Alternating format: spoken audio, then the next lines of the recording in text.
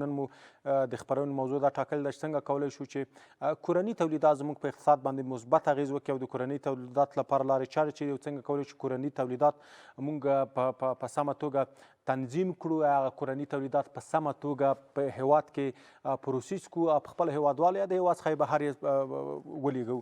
نو مهمه مسله دا ده دوستانو، همیشه موږ په دې خپرونه کې ویلي موږ وایو چې موږ به تاسو باید د خپلو کورنیو تولیدات ملاتړ وکړو. تاسو به وایئ چې موږ څنګه کولی شو چې خپلو کورنیو تولیدات ملاتړ وکړو؟ کولی شو چې وګورو چې خپل کورني تولیدات باید واخلو، د هغې څخه ګټه واخلو، په استعمال یې کړو.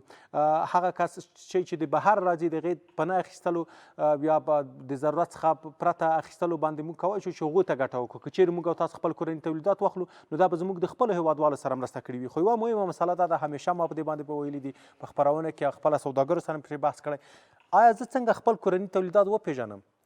یوه ورځ نندارتون ته تللی وم، ابو حنیفه په نامه چې په همدغې تعمیر کې کوم نندارتون د کابل نندارې سره، هغلته د مثال ما څو ځلې ورکړی دی، ما شانې یا د سر موږنځ یا بورسونه ولیدل. بیا مې پوښتنه ترې وکړې د هغې سوداګر څخه، مالده د پاکستان راځي، د ایران راځي؟ دی ویل نه، دا خپله زموږ کورني تولید په افغانستان کې تولیدېږي. نو ما ته ډېره جالبه وه ځکه چې هغه موږ نه پېژندل. ما داسې فکر کوه چې دا ایراني یا پاکستاني دي. مهمه مسله دا ده، زموږ د سوداګرو څخه هم هیله ده چې دوی اقلا لږ په تبلیغات یا دغه په اعلاناتو ته هم یو څه پیسې بیلې کړي، خلکو ته یې ور وپېژني، دغسې نندارتونونو کې ګډون وکړي چې دغه څه چې تولیدېږي د افغانستان تولید دی، زه یې وپېژنم او بیا وروسته زه واخلم.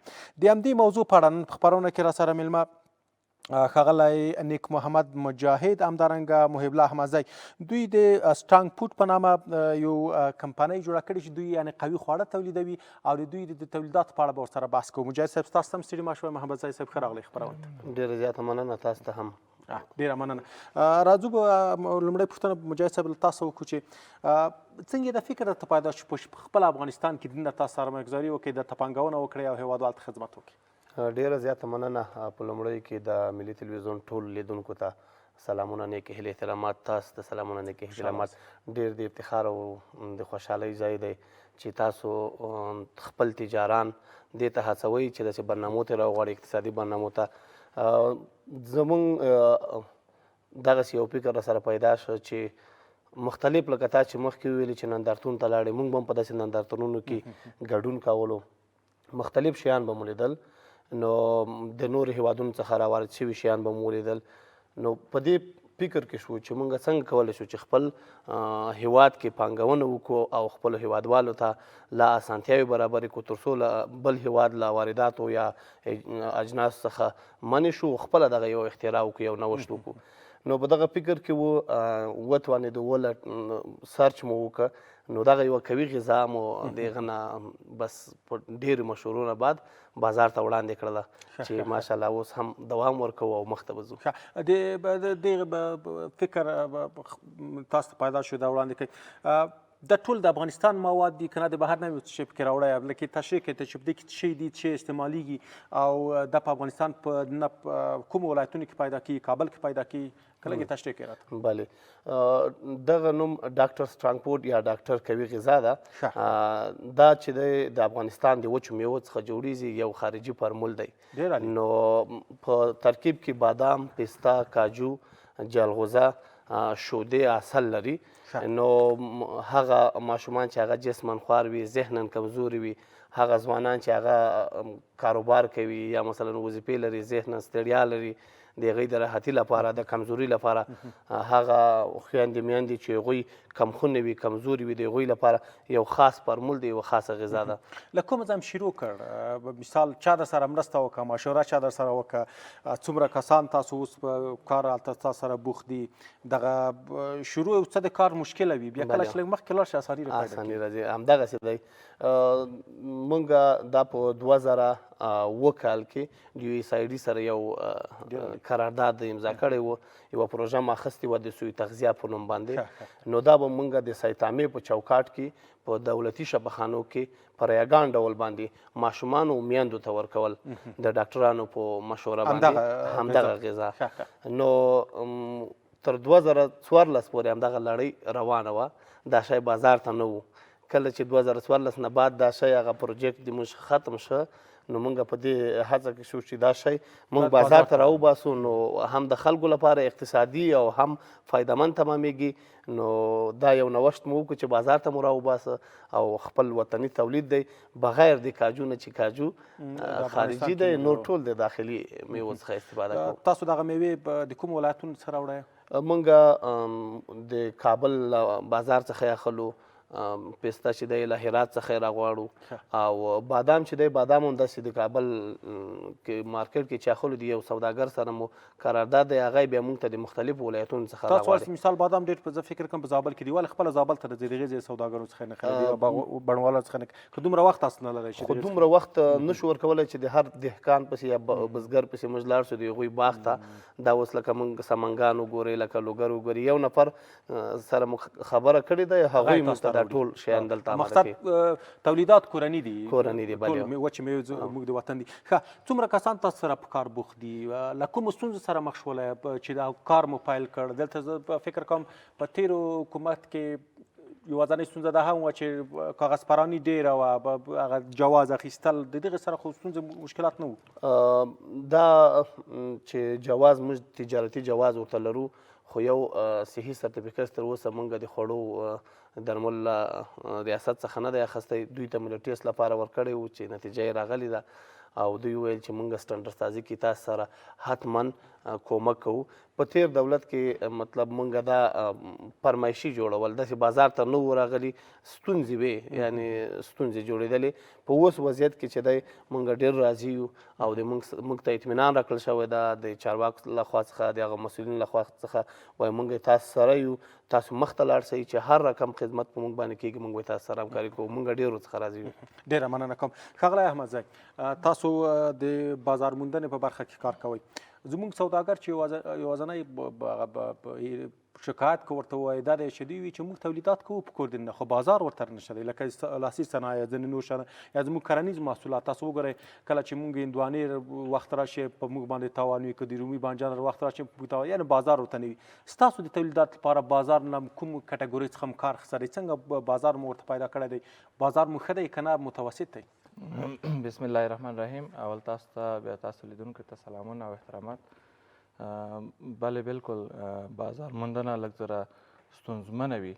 هغه تولیدات چې تازه بازار ته وړاندې کیږي یا نوې جوړیږي بازار موندنه لږ ذره سخته وي تر څو هیوادوال یا هغه کسان چې اړین دي ورته ضرورت لري هغو ته یې وروپېژنو. نو د ډاکټر سټرانګفورډ غذا چې موږ خلکو ته ورپېژندله موږ خلکو څکله ذایقه یې موږ په خلکو ټیسټ کوله په بازارونو کې په کورونو کې کلیو بانډو کې ولسوالیو کې. دا وه چې دوی یې وپېژني چې د څه شی دي یو ځل یې وخوري ترخه دي خواږه دي چې خواږه دي ترخه دي څنګه ذایقه لري. وروسته له هغه نه چې هغه چا چې استفاده کول یا خوړل ذایقه یې لیدله بیا هغو مثبتې نتیجې لرلې بیا ویل خوښولې چې هم ذایقه یې ښه ده هم ماشومان یې خوړلی شي او څوک یعنې دا ستونزه نه لري چې یا ترخه وي یا شیرین ډېر وي هغه په معیار برابر باندې یو غذا ده چې خلک یې خوښوي او تر راضي دي. نو په اوایلو کې چې موږ دغه توضیح کول په هر ځای کې لږ ستړیا یې درلودله اوس الحمدلله بازار کې نوم پیدا کړی ده خلک یې خوښوي پیژني یې چې هر نندارتون کې موږ اشتراک کوو ګډون کوو زیاتره هیوادوال ډاکټر سټرانګفورډ نوم چې اورېدلی دی یا څکلي د غذا حتما راځي او دا غذا ترلاسه کوي. ډاکټر سټرانګفورډ د هیواد په نورو ولایتونو کې هم پیدا کېږي که یوازې کابل کې دي؟ بله و په ډېرو ولایتونو کې پیدا کېږي نه یوازې کابل کې لکه کابل لوګر پکتیکا غزني کې کندهار کې هلمند کې هرات کې مزار شریف کې په ننګرهار کې کونړ ولایت کې لغمان کې پیدا کېږي. تاسو دوه ولایتونو ته لیږئ؟ بله و حضوري شکل باندې موږ دغلته مواد شتون لري خو په آنلاین ډول باندې هم په ټول هیواد کې هغه هیوادوال چې غوښتونکي وي موږ کولی شو تر هغوی کورونو پورې تر هغوی دفترونو پورې تر هغوی ادرسونو پورې موږ په وړیا ډول باندې ورورسوو. بازار موندنه کې څومره کسان ستاسو سره کار کوي؟ بازار موندنه کې تر 5-6 نفر کې موږ سره کار کوي چې بازار موندنه وشي په مختلفو ولایتونو کې او په مرکز کابل کې هم شته موږ سره. تاسو دا لیک څنګه کوئ؟ څومره مسنون دی څومره مطلب مې دا دی چې څومره په ښه توګه تر ولایتونو پورې تاسو خپل مواد رسوئ شي؟ بله یو څوک دا مثال کندهار نه موږ ته زنګ کوي چې ډاکټر سترانګپورټ غذا موږ ضرورت لرو ورته بیا موږ چې کندهار ولایت کې کوم مسؤل کس لرو مارکیټر لرو ورته هغو سره په اړیکه کېږو چې پلاني نفر سره تاسو په اړیکه کې شئ او هغه ضرورت چې هغوی لري ورته ووایئ او مواد یې ورته څومره اډر لري هغو ته یې ورورسوئ. تاسو دا مواد د ځمکني ترانسپورټ له لارې ولایتونو ته وړئ؟ بله هو ځمکني موټر له طریق نه موږ یو ولایت نه بل ولایت ته استوو. ډېره مننه کوم. تاسو ته بیرته راځو. ښاغلی مجاهد، تاسو د سرمایه گذاري زموږ زیاتره هیوادوال وایي چې والا زما سره خو پیسې کمې دي، زه نشم کولی چې په دې باندې کاروبار شروع کړم او په ټوله کې د نور دنیا خلک دغسې نه دي، نور دنیا خلک کوي چې ډېرو کم پیسو نه را شروع کړم، خو مګر افغانستان کې وي چې نه زه باید $1,00,000 حتما ولرم تر څو خپله کاروبار شروع کړم. دغه تاسو سره څومره پیسې وي، د کومو څومره پیسو نه هم دغه کاروبار شروع کړ؟ مطلب مې دغه قرارداد نه دی، د قرارداد نه وروسته کله چې توکي تاسو بازار ته وړاندې کړ او دغه سرمایه گذاري اوس تر کومه حده پورې رسېدلې ده؟ ډېره زیاته مننه. دا چې مونږ کله سټارټ واخیستو فقط زمونږ سره هغه مشینري پاتې وه کله چې مونږ د پروژې لپاره اخیستې وه. نو د مشینري نه بعد د مونږ یو مې بل د کاکا زوی و ناست و، ما ورته ویل چې راځه د 2,00,000 افغانیو نه مونږ دغه کار شروع کړو بازار ته په ډېر کم. نو اوس الحمدلله چې سرمایه گذاري مو زیاته شوې ده، هم عواید زیات شوي دي، تر 3 میلیونو پورې دغه رسیږي شاوخوا. ډېره مننه کوم. د افغانستان اسلامي امارت په راتګ سره کومې اسانتیاوې تاسو په سوداګریزه برخه کې برابرې شوي دي؟ البته په کومو برخو کې خپله چې تاسو دغه په ورځني جریان کې کار کوئ؟ بله ډېرې اسانتیاوې داسې برابرې شوي دي. مخکې به چې موږ وو شرکت به مو چې لاره موږ به دوی ته د روبې گزارش نه و ورکړی، یا به یوه ورځ یوه هفته یوه میاشت ټاکل شوي وو، په دغه کې به زموږ څخه د تاخیر جریمې په نوم باندې مالیات اخیستل کېدل. همدغسې به نورې ستونزې به د جواز په نوي کولو کې راته په کاري فرصتونو کې به ستونزې جوړېدلې په یو رقم نه بل رقم. اوس الحمدلله موږ چې په څومره نمایشګاهو کې په څومره بازار موندنه کې فعالیت کوو، هر چېرته چې د مسؤلینو سره مخامخ شوي یو هغوی موږ تشویقوي، موږ ته د کار د خنډ پیدا شوي نه دي، موږ ته روحیه راکوي چې موږ لا پر مخ لاړ سو. نو ډېر راضي یو له دوی. د برېښنا ستونزه، د ځای ستونزه، د یو ولایت څخه د بل ولایت څخه د مالونو لیږد کې خو انشاءالله مشکل نشته. برېښنا ستونزه داسې دی چې موږ دغه لپاره خپله سرمایه ګذاري کړې ده، د سولر څخه مې یو سیستم جوړ کړی دی. ځکه موږ داسې وویل چې برق دا ماشین چې دی لږ برق زیات برق ته ضرورت لري، نو د سولر څخه مو برق ورته ترتیب کړی دی. تقریبا 20 سولره موږ 300 واټه دغه ته نصب کړي دي او همداشان په ترانسپورټ کې هیڅ نوع مشکل نشته، نه کومه ستونزه شته. ځای خو خپله لرئ که نه دولت درته درکړی؟ خپل ځای مو دی، خپل پلرنی ځای مو دی. ډېره مننه کوم. احمدزی صاحب، په بازار موندنه کې مخکې تاسو یادونه وکړه چې مشکلات او ستونزې وي، خو د بازار موندنې برخه کې موږ د اقتصاد یو پوهنځی لرو چې باید د اقتصاد پوهنځی او شاید په هغې کې یوه برخه بازار موندنې هم وي، ځکه چې ما هغه نه دی ویلی، نور معلومات پکې نه لرم. تاسو د یو تجربه کار کس په صفت هیوادوال ته څه ویلی چې دوی نوی سوداګري پیلوي، نوی مثال دوی کاروبار پیلوي، باید بازار موندنې کې له کوم کمال یا کومو هنرونو څخه کار واخلي چې خپل کاروبار ته پراختیا ورکړي؟ ډېر ښه. بازار موندنه په اوایلو کې په دې سخته وي چې یو نوی شی خلکو ته ورپېژنو، خلک مثبت او منفي نظریات وایي خپل. تر ټولو مهم کار دا ده یو مارکیټر لپاره چې باید زغم او حوصله ولري، چې تر څو وکولی شي چې په شفاف ډول باندې دغه خپل محصول یا تولیدات تر هغه چا پورې وروپېژني چې هغه یې غوښتونکي وي، ضرورت ورته لري. یو نفر ده که یو غذا ورته معرفي کوو چې دا ګټې لري، دغه وارز لري، دغلته استفاده کېږي، په دغه ټایم کې په دغه وخت خوړل کېږي، نو هغوی به وایي چې آیا موږ ضرورت نه لرو ورته. ځینې کسان وایي چې موږ یې نه اخلو، یا هم په قیمت کې ستونزه لري. بیا هغو ته باید موږ قناعت ورکړو چې دغه ګټې لري، عوارض نه لري، باید تاسو استفاده ترې نه وکړئ.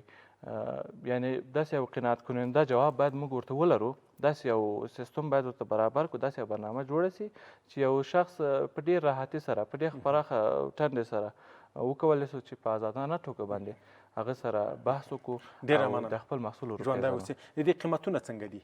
ښه دي، برابر دي، جګ دي، څنګه دي؟ قیمتونه مناسب دي، نه قیمت دي او ارزانه دي، قیمت نه دي ډېر. یعنې موږ په اساس د ګرام باندې خرڅوو خپله موږ په دفتر مرکزي یا خپل شرکت له طریق نه ګرام په 1 افغانۍ باندې تنظیموو او خرڅوو یې.